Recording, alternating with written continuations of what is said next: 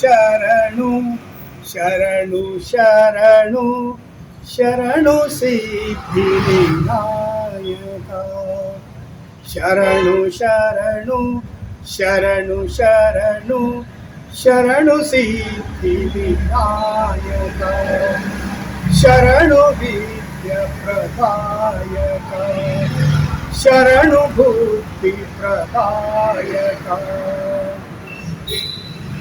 ನಿಟಿಲ ನೇತ್ರನೆ ದೇವಿ ಸುತಾನೆ ನಿಟಿಲ ನೇತ್ರನೆ ದೇವಿ ಸುತಾನೆ ನಾಗಭೂಷಣ ಪ್ರಿಯನೇ ನಿಟಿಲ ನೇತ್ರನೆ ದೇವಿ ಸುತಾನೆ ನಾಗಭೂಷಣ ಪ್ರಿಯನೇ ಕಟಿತಟಾಂಕಿತ ಕೋಮಲಾಂಗನೆ कर्णकुण्डलधारणे शरणु शरणु शरणु शरणु शरणु सिद्धि विनायक शरणु विद्याप्रदायक शरणु बुद्धि प्रदायक ಈ ಗಣಪನ ಒಂದು ಹಬ್ಬ ನಾವು ಮನೆಗಳಲ್ಲಿ ಆಚರಿಸ್ತಿದ್ದೇವೆ. ಹಿಂದೆ ನೀವು ನೋಡಿದ್ರೆ ಗೊತ್ತಾಗ್ತದೆ, ಪ್ರತಿಯೊಬ್ಬರ ಒಂದು ಮನೆಯಲ್ಲಿ ಕೇಳಬೇಕಾದ್ರೆ ಗಣಪತಿ ಹಬ್ಬ ಒಂದು ಆಚರಣೆ ಹಿಂದಿನ ಸಂಪ್ರದಾಯ. ಗಣಪತಿ ಹಬ್ಬ ಅಂತ ಹೇಳಿದ್ರೆ ಹೇಗೆ ಅಂತ ಹೇಳಿದ್ರೆ ಅದು ಸಂಕಲ್ಪ ಮಾಡಿ ಬರುವಂಥ ಸಂಕಲ್ಪ ಅಂತ ಹೇಳಿದ್ರೆ ಏನು. ಈಗ ಮನೆಯಲ್ಲಿ ಹೆಚ್ಚಿನ ನಾನು ಕೇಳಿದ್ದೇನೆ, ಈ ಮನೆಯಲ್ಲಿ ಮಕ್ಕಳು ಅದರಲ್ಲೂ ಗಂಡು ಮಗು ಬೇಕು ಅಂತ ಹೇಳಿದರೆ ಗಣಪತಿಯನ್ನು ಪ್ರಾರ್ಥನೆ ಮಾಡಿ ನನಗೆ ಗಂಡು ಮಗು ಆದರೆ ಮುಂದಿನ ದಿನಗಳಲ್ಲಿ ನಾನು ಗಣಪತಿ ವಿಗ್ರಹವನ್ನು ಪ್ರತಿಷ್ಠಾಪನೆ ಮಾಡ್ತೇನೆ ಹಾಗೂ ಗಣಪನ ಹಬ್ಬವನ್ನು ನಾನು ಮನೆಯಲ್ಲಿ ಮಾಡ್ತೇನೆ ಅಂತ ಹೇಳಿ ಸಂಕಲ್ಪ ಮಾಡಿದ ಪ್ರಕಾರ ಎಷ್ಟೋ ಮನೆಗಳಲ್ಲಿ ಗಂಡು ಮಗು ಹುಟ್ಟಿದ್ದು ಉಂಟು. ಆ ಗಂಡು ಮಗು ಹುಟ್ಟಿದ ನಂತರ ಇವತ್ತಿನವರೆಗೂ ಆ ಹಬ್ಬವನ್ನು ಆಚರಣೆ ಮಾಡಿದ್ದು ಉಂಟು. ಹಾಗಾಗಿ ಹಿಂದೆ ಮನೆಗಳಲ್ಲಿ ಗಣೇಶನ ಹಬ್ಬವನ್ನು ಆಚರಿಸ್ತಿದ್ರು, ಹಾಗೆ ದೇವಸ್ಥಾನಗಳಲ್ಲಿಯೂ ಆಚರಿಸ್ತಿದ್ರು. ಆದರೆ ಇದು ರಾಷ್ಟ್ರೀಯ ಹಬ್ಬವಾಗಿ ಬರಲಿಕ್ಕೆ ಸಾರ್ವಜನಿಕ ವೇದಿಕೆಗಳಲ್ಲಿ ಸಾರ್ವಜನಿಕರನ್ನು ಒಟ್ಟುಗೂಡಿ ಬರಲಿಕ್ಕೆ ಒಂದು ಕಾರಣ ಇದೆ. ಅದು ನಮ್ಮ ಆಗಿನ ಭಾರತದ ರಾಷ್ಟ್ರೀಯ ಕಾಂಗ್ರೆಸ್ನ ಡಾಕ್ಟರ್ ಬಾಲಗಂಗಾಧರ ತಿಲಕರು ಈ ಒಂದು ಗಣೇಶನ ಹಬ್ಬವನ್ನು ಸಾರ್ವಜನಿಕವಾಗಿ ಪ್ರಾರಂಭಿಸುವಲ್ಲಿ ಅವರು ಪ್ರಮುಖ ಪಾತ್ರ, ಅಂದರೆ ಅವರೇ ಕಾರಣಕರ್ತರು ಅಂತ ಹೇಳಲಿಕ್ಕೆ ತಪ್ಪಲ್ಲ. ಪ್ರಾರಂಭ ಮಾಡಿದ್ದು ನಮ್ಮ ಬಾಲಗಂಗಾಧರ ತಿಲಕರೇ.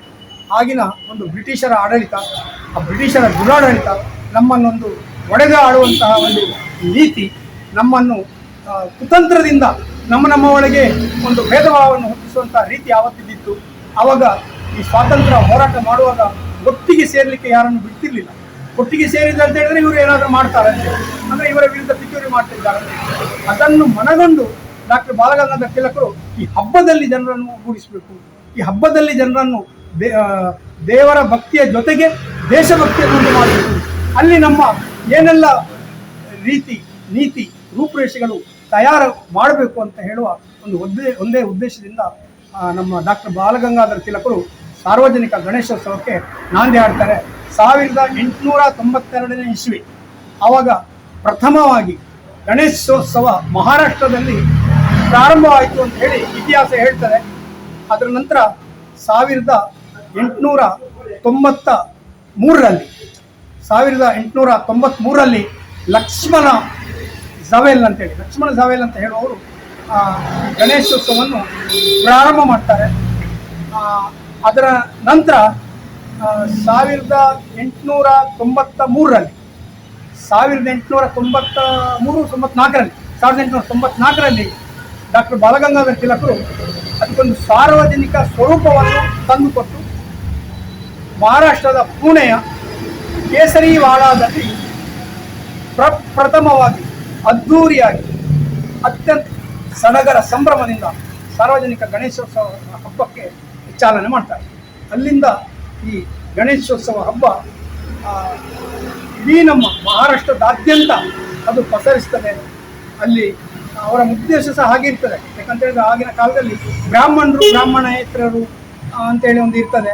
ಹಾಗಾಗಿ ಅವರನ್ನೆಲ್ಲ ಒಂದೇ ವೇದಿಕೆಯಲ್ಲಿ ತರಬೇಕು, ಬ್ರಾಹ್ಮಣರನ್ನು, ಬ್ರಾಹ್ಮಣೇತರರನ್ನು, ಆಮೇಲೆ ಜಾತಿ ಮತ ಪಂಥ ಮೀರಿ ಎಲ್ಲರನ್ನು ಒಟ್ಟುಗೂಡಿಸಿ ಅವರಲ್ಲಿ ದೇಶಭಕ್ತಿ ಮೂಡಿಸಿ ನಮ್ಮ ದೇಶಕ್ಕೆ ಸ್ವಾತಂತ್ರ್ಯ ತಂದುಕೊಡಬೇಕು, ಕೊಡುವಲ್ಲಿ ಇದು ಪ್ರಮುಖ ಪಾತ್ರ ವಹಿಸಿದೆ ಅಂತ ಹೇಳಿ ಆ ಒಂದು ಒಳ್ಳೆಯ ಉದ್ದೇಶವನ್ನು ಇಟ್ಟುಕೊಂಡು ಅವರು ಮಾಡಿದಂಥ ಈ ಗಣೇಶ ಉತ್ಸವ ಇಡೀ ಮಹಾರಾಷ್ಟ್ರದಾದ್ಯಂತ ಅದು ಅತ್ಯಂತ ಸಂಭ್ರಮದಿಂದ ಹೋಗ್ತಿದೆ. ನಮ್ಮ ರಾಷ್ಟ್ರದ ದೇಶದ ಸ್ವಾತಂತ್ರ್ಯಕ್ಕಾಗಿ ಅದರಲ್ಲಿ ಪ್ರಮುಖ ಒಂದು ಪಾತ್ರವನ್ನು ಈ ಗಣೇಶೋತ್ಸವ, ಈ ಗಣೇಶನ ಹಬ್ಬ ವಹಿಸ್ತದೆ. ಹಾಗೆ ಅಲ್ಲಿಂದ ಈ ಗಣೇಶೋತ್ಸವ ಡಾಕ್ಟರ್ ಬಾಲಗಂಗಾಧರ ತಿಲಕರು ಮಾಡಿರುವಂಥ ಗಣೇಶನ ಹಬ್ಬ 1906ನೇ ಇಸ್ವಿಯಲ್ಲಿ ನಮ್ಮ ರಾಜ್ಯಕ್ಕೆ ಬರ್ತದೆ.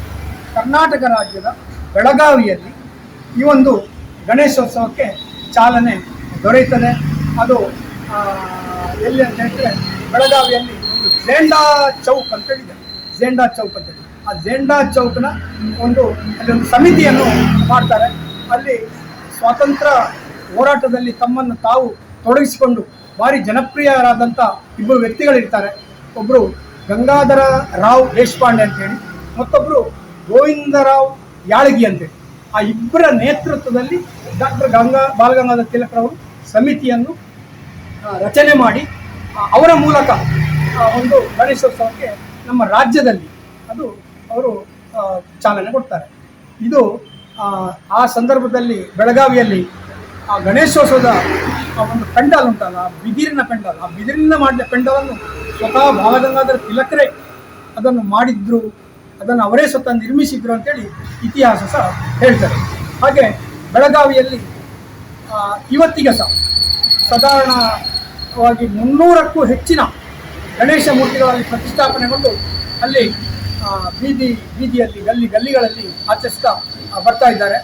ಹಾಗೆ ಬೆಳಗಾವಿ ಜಿಲ್ಲೆಯಾದ್ಯಂತ ಸಾಧಾರಣ 3,500ಕ್ಕೂ ಹೆಚ್ಚಿನ ಕಡೆಗಳಲ್ಲಿ ಅದು ಸಾರ್ವಜನಿಕವಾಗಿ ಗಣೇಶನ ಮೂರ್ತಿಯನ್ನು ಪ್ರತಿಷ್ಠಾಪಿಸಿ ಗಣೇಶನ ಹಬ್ಬವನ್ನು ಮಾಡ್ತಾ ಬರ್ತಾ ಇದ್ದಾರೆ. 1906ನೇ ಇಸ್ವಿ ಅಂದರೆ ಸ್ವಾತಂತ್ರ್ಯ ಪೂರ್ವದಲ್ಲಿಯೇ ಪ್ರಾರಂಭವಾದಂಥ ನಮ್ಮ ರಾಜ್ಯದಲ್ಲಿ ಪ್ರಥಮವಾಗಿ ಪ್ರಾರಂಭವಾದಂತಹ ಗಣೇಶೋತ್ಸವ ನಂತರ ನಮ್ಮ ಕರಾವಳಿಗೆ ಅಂದರೆ ನಮ್ಮ ದಕ್ಷಿಣ ಕನ್ನಡ ಜಿಲ್ಲೆಗೆ, ಈಗ ನಾವು ದಕ್ಷಿಣ ಕನ್ನಡ ಏನಂತ ಹೇಳ್ತೇವೆ ಅದು ಅವಿಭಜಿತ ಉಡುಪಿ ಮತ್ತು ಮಂಗಳೂರು ಅಂತ ಹೇಳ್ತೇವೆ. ಆದರೆ ಸಾಧಾರಣ ಉತ್ತರ ಕನ್ನಡ ಜಿಲ್ಲೆ ಸೇರಿ ಈ ನಮ್ಮ ಕರಾವಳಿಗೆ ಬಂದದ್ದು 1948ನೇ ಇಸ್ವಿಯಲ್ಲಿ. ಆವಾಗ ಮುಲ್ಕಿಯ ಮರ್ತಪ್ಪ ಪ್ರಭು ಅಂತ ಹೇಳುವವರೊಬ್ಬರು ಧಾರ್ಮಿಕ ಮುಂದಾಳು, ಅತ್ಯಂತ ಸಜ್ಜನ ಸಾತ್ವಿಕ ವ್ಯಕ್ತಿ. ಅವರು ಮಂಗಳೂರಿನ ಬಜಲ್ಗೇರಿಯ ಜೈ ಬಜರಂಗ ಬಲಿ ವ್ಯಾಯಾಮ ಶಾಲೆಯಲ್ಲಿ ಪ್ರಥಮವಾಗಿ ಗಣೇಶೋತ್ಸವವನ್ನು ಆಚರಿಸುವಲ್ಲಿ ಪ್ರಮುಖ ಕಾರಣರಾಗ್ತಾರೆ. ಅವರೇ ಅಲ್ಲಿ ಗಣೇಶನ ಪ್ರಾರಂಭ ಮಾಡಿದರು ಸಾರ್ವಜನಿಕವಾಗಿ. ನಂತರ ಏನಾಗ್ತದೆ ಅಂತ ಹೇಳಿದರೆ ಅದೇ ಸಾರ್ವಜನಿಕ ಗಣೇಶೋತ್ಸವ ನಮ್ಮ ಸಂಘನಿಕೇತನಕ್ಕೆ ಟ್ರಾನ್ಸ್ಫರ್ ಆಗ್ತದೆ. ಸಂಘನಿಕೇತನಕ್ಕೆ ಅಲ್ಲಿಗೆ ಸ್ಥಳಾಂತರ ಆಗ್ತದೆ. ಅಂದರೆ ಇವರೇ ಮಾಡಿದ್ದು. ಅಲ್ಲಿಂದ ಇದಕ್ಕೆ ಸಂಘನಿಕೇತನಕ್ಕೆ ಹೋಗ್ತದೆ. ಸಂಘನಿಕೇತನದಲ್ಲಿ ನಮ್ಮ ರಾಷ್ಟ್ರೀಯ ಸ್ವಯಂ ಸೇವಕ ಸಂಘದ ಒಂದು ಪ್ರಣತಿಯಂತೆ ಅಂದರೆ ಪ್ರಾಯೋಜಕತ್ವ ಅದರ ಜವಾಬ್ದಾರಿಯ ಒಂದು ಇಟ್ಟುಕೊಂಡು ಅಲ್ಲಿ ಗಣೇಶೋತ್ಸವವನ್ನು 1948ನೇ ಇಸ್ವಿಯಿಂದ 49 ಇರ್ತದೆ. 48ರಲ್ಲಿ ಮತ್ತೊಬ್ಬ ಪ್ರಭುಗಳು ಇಲ್ಲಿ ಮಾಡಿದ್ರು, ಅಲ್ಲಿ ಜೈ ಬಜರಂಗ ಬಲಿ ವ್ಯಾಯಾಮ ಶಾಲೆ ಬಜಲ್ಗೇರಿಯಲ್ಲಿ. ಮುಂದಿನ ವರ್ಷ 49ನೇ ವರ್ಷ ಸಂಘನೀಕರಣ ಪ್ರಾರಂಭ ಆಗ್ತದೆ. ಕರಾವಳಿಯಾದ್ಯಂತ ಈ ಗಣೇಶೋತ್ಸವ ಆಚರಣೆ ಅಂದು ಮಾಡಿದ ಒಂದು ಬೆಳೆಯುವ ಸಿರಿ ಇವತ್ತಿಗೆ ಮೊಳಕೆಯಾಗಿ ಉಳಿದು 100,000 ಕಡೆಗಳಲ್ಲಿ ಗಣೇಶನ ಒಂದು ಹಬ್ಬವನ್ನು ಅತ್ಯಂತ ಶ್ರದ್ಧಾ ಭಕ್ತಿಯಿಂದ ನಾವು ನಾಡಿನ ನಮ್ಮ ಕರಾವಳಿಯಾದ್ಯಂತ ಮಾಡ್ತಿದ್ದೇವೆ. ನಮ್ಮ ಜನರು ಎಷ್ಟೋ ಜನರು ಸ್ವಾತಂತ್ರ್ಯೋತ್ಸವದಲ್ಲಿ ಭಾಗವಹಿಸಿ ಬ್ರಿಟಿಷರ ವಿರುದ್ಧ ಹೋರಾಡಿ ಜೈಲನ್ನು ಸೇರಿದವರು ಎಷ್ಟೋ ಜನರು ಇದ್ದರು.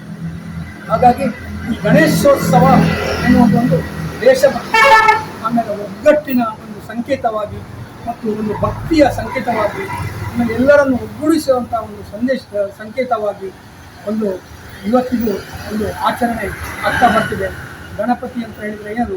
ಗಣಪತಿ ಅಂತ ಹೇಳಿದರೆ ವಿದ್ಯೆ, ಗಣಪತಿ ಅಂತ ಹೇಳಿದರೆ ಬುದ್ಧಿ, ವಿದ್ಯಾಪ್ರದಾಯಕ, ಬುದ್ಧಿಪ್ರದಾಯಕ ಅಂತ ಹೇಳಿದರೆ ಗಣಪತಿಯ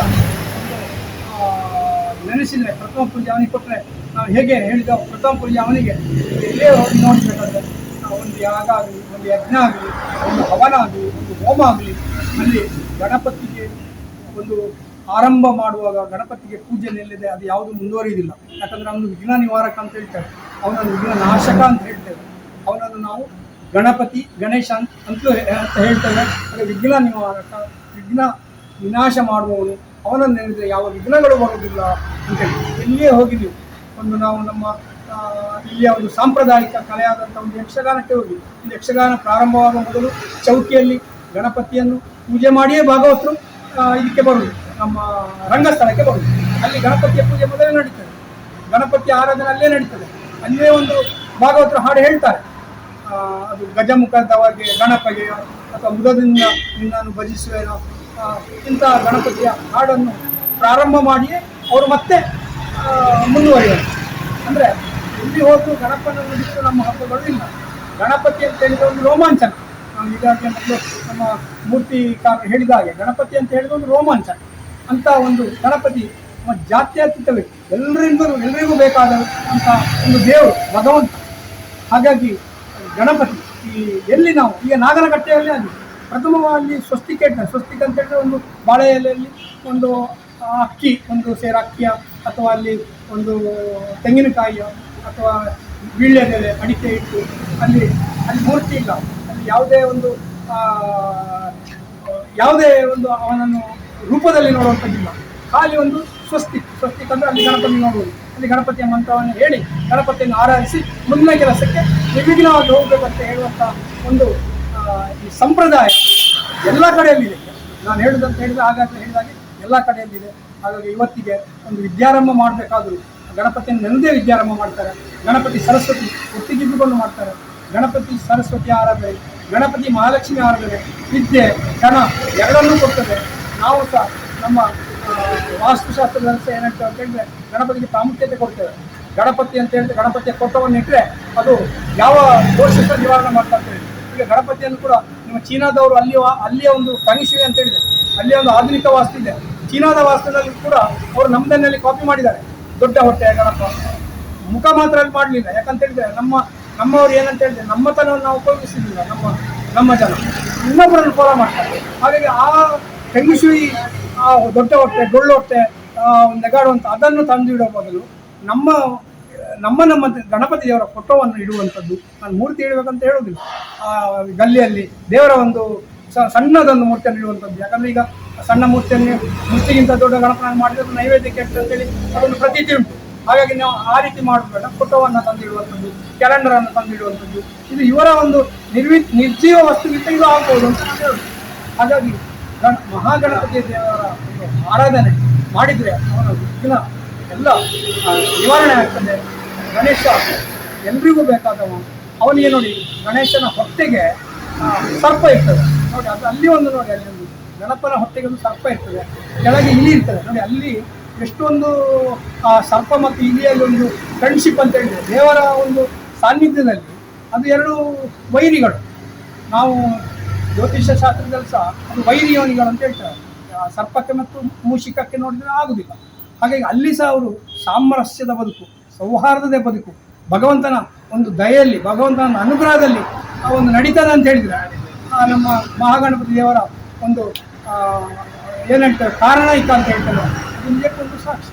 ಹಾಗೆ ಮಹಾಗಣಪತಿ ದೇವರು ಎಲ್ರಿಗೂ ಬೇಕಾದವರು, ಪ್ರಾಣಿ ಪಕ್ಷಿ ಆಗಲಿ ಎಲ್ರಿಗೂ ಎಲ್ಲ ವರ್ಗಕ್ಕೂ ಒಂದು ದಯೆಯನ್ನು ಪಾಲಿಸೋರು. ಹಾಗಾಗಿ ನಾನು ಒಂದು ಕೃಷಿ ತೋಟದಲ್ಲಿ ನೋಡಿ, ನೀವು ಮತ್ತೊಂದು ಹೇಳ್ತೇನೆ, ಈ ಕೃಷಿ ತೋಟದಲ್ಲಿ ಕೃಷಿಯನ್ನು ಹಾಳು ಮಾಡಬಾರ್ದು ಪ್ರಾಣಿಗಳು ಅಂತ ಹೇಳಿದಕ್ಕೆ ಅಲ್ಲಿ ಆನೆಯ ಮುಖವನ್ನು ಧರಿಸಿದ ಒಂದು ಬಟ್ಟೆ ಹಾಕಿದ್ದು ಒಂದು ಬೊಂಬೆಯನ್ನು ನಾವು ಇಡ್ತೇವೆ. ಮುಖ ಆನೆದ್ದು ಮುಖ ಅಂದರೆ ಗಣಪತಿಯ ಮುಖ ನಾವು ಅಲ್ಲಿ ಒಂದು ಇದು ಇಡ್ತೇವೆ, ಬೆಚ್ಚಪ್ಪನಾಗಿ ಮೂರ್ತಿಯೆಲ್ಲ ಮಾಡಿರ್ತೇವೆ. ಇದು ಯಾಕಂತಂದರೆ ಪ್ರಾಣಿ ಸಂಕುಲಗಳು ಅದನ್ನು ಹಾಳು ಮಾಡಬಾರ್ದು ಅಂತ ಹೇಳಿ. ಹಾಗಾಗಿ ಅಲ್ಲಿ ಸಹ ನಮಗೆ ಗಣಪತಿ ಬೇಕಾಗ್ತದೆ. ಹೀಗೆ ಗಣಪತಿ ಹಬ್ಬ ಇನ್ನೇನು ಬರ್ತಾ ಇದೆ. ಅತ್ಯಂತ ಸಡಗರ ಸಂಭ್ರಮದಿಂದ ಈ ಗಣಪನ ಹಬ್ಬವನ್ನು ನಾವು ಆಚರಿಸೋಣ. ಎಲ್ಲೆಂದರಲ್ಲಿ ನಾವು ಅದನ್ನು ಮಾಲಿನ್ಯಕ್ಕೆ, ಪರಿಸರ ಮಾಲಿನ್ಯಕ್ಕೆ ಅವಕಾಶ ಮಾಡಿ ಕೊಡದೆ ಎಂದಿನಂತೆ ನಾವು ಹಿಂದೆ ಹೇಗೆ ವಿಜೃಂಭಣೆಯನ್ನು ಆಚರಿಸಿದ್ದೇವೋ ಅದೇ ರೀತಿ ಆಚರಿಸೋಣ. ಗಣಪತಿ ದೇವರು ಎಲ್ಲರಿಗೂ ಸದ್ಬುದ್ಧಿಯನ್ನು ಕೊಡಲಿ ಮತ್ತೊಂದು ನಾನು ಹೇಳ್ತೇನೆ ಕೊನೆಯದಾಗಿ ಏನು ಹೇಳಿದರೆ, ಹಿಂದೆ ಈ ಗಣೇಶನ ಹಬ್ಬ, ಗಣೇಶನ ಮೂರ್ತಿಯನ್ನು ನಾವು ಶಾಲೆಯಲ್ಲಿ ಇಡ್ತಿದ್ದೆವು ಮೊದಲು. ಶಾಲೆಯಲ್ಲಿ ಆಚರಣೆ ಮಾಡಿ, ಯಾಕಂತೇಳಿ ಸಾರ್ವಜನಿಕವಾಗಿ ಅವಾಗ ಯಾವುದೇ ವಿರೋಧ ಒಂದು ಇರಲಿಲ್ಲ. ಎಷ್ಟೋ ವರ್ಷದಿಂದ ನಡ್ಕೊಂಡಂಥ ಒಂದು ದಾರಿ. ನಾವು ಇಲ್ಲೇ ಮೂಡುಬಿದಿರೆ ಸುತ್ತಮುತ್ತ ಕಲ್ಲಬೆಟ್ಟು ಆಗಲಿ, ಅಲ್ಲಿ ಪೆರಿಂಜೆ ಆಗಲಿ, ಎಲ್ಲ ಕಡೆ ಗಣೇಶನ ಹಬ್ಬ ಇತ್ತು. ಆದರೆ ಇತ್ತೀಚೆಗಿಂದ ಸರ್ಕಾರ ಶಾಲೆಗಳಲ್ಲಿ ಆಚರಿಸಬಾರ್ದು ಹಬ್ಬಗಳನ್ನು ಅಂತೇಳಿ ಒಂದು ಫರ್ಮಾನು ಹೊರಡಿಸಿ ಒಂದು ಸೂಚನೆ ಕೊಟ್ಟಿದೆ. ದಯವಿಟ್ಟು ನಾನು ಸರ್ಕಾರಕ್ಕೆ ಏನು ಹೇಳುದು ಅಂತ ಹೇಳಿದರೆ, ಇದು ಸಾರ್ವಜನಿಕರ ಒಂದು ಗೌರವ, ಸಾರ್ವಜನಿಕರ ಒಂದು ಅಭಿಲಾಷೆ ಏನಂತ ಹೇಳಿದರೆ, ನಾವು ಗಣಪತಿಯನ್ನು ಸಾರ್ವಜನಿಕವಾಗಿ ನೋಡಬೇಕಾದ್ರೆ ಸ್ಥಳಗಳು ಇರುವುದಿಲ್ಲ, ಬಯಲು ಇರುವುದಿಲ್ಲ, ಎಲ್ಲ ಈಗ ಕಂಜೆಸ್ಟೆಡ್ ಆಗಿದೆ. ನಮಗೆ ಸಿಗುವಂಥದ್ದು ಶಾಲೆ ಮಾತ್ರ. ಹಿಂದಿನಿಂದ ಹೇಗೆ ಆಚರಣೆ ಮಾಡ್ಕೊಂಡು ಬರ್ತಿದ್ದೆವೋ ಅದೇ ರೀತಿ ಸರ್ಕಾರ ನಮ್ಮ ಶಾಲೆಗಳಲ್ಲಿ ಅಥವಾ ಕಾಲೇಜುಗಳಲ್ಲಿ ಆಗಲಿ ಅಲ್ಲಿ ಅನುವು ಮಾಡಿಕೊಡಬೇಕು. ಸಾರ್ವಜನಿಕರ ಒಂದು ಏನೋ ಒಂದು ಭಾವನೆ ಉಂಟು, ಅದನ್ನು ಸರ್ಕಾರ ಗೌರವಿಸಬೇಕು, ಸರ್ಕಾರ ಇದಕ್ಕೆ ಮನ್ನಣೆ ಕೊಡಬೇಕು ಅಂತೇಳಿ ನಾನು ಸರ್ಕಾರಕ್ಕೆ ಸಂಬಂಧಪಟ್ಟವರಲ್ಲಿ, ಅದು ಅಧಿಕಾರಿಯಾಗಲಿ ಅಥವಾ ಇಲ್ಲಿಯ ಪ್ರತಿನಿಧಿಗಳಾಗಲಿ ಅವರು ಹೋಗಿ ನಮ್ಮ ಒತ್ತಾಯವನ್ನು ಹೇಳಬೇಕು ಅಂತೇಳಿ ನಾನು ಈ ಬಗ್ಗೆ ವಿನಂತಿಸುತ್ತೇನೆ. ಆಮೇಲೆ ಒಂದು ಮಹಾಗಣಪತಿ